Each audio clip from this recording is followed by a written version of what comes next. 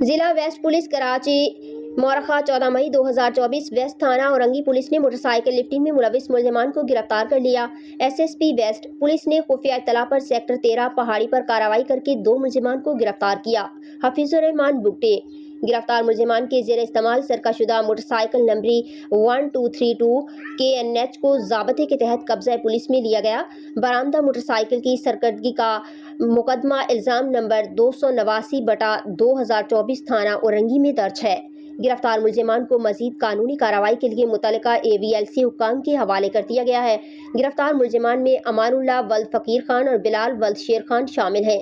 ملزمان عادی جرائم پیشہ ور ہیں اور قبل از بھی ڈکیتی اور اسلحہ کے مقدمات میں گرفتار ہو کر جیل جا چکے ہیں۔ ترجمان SSP ضلع ویسٹ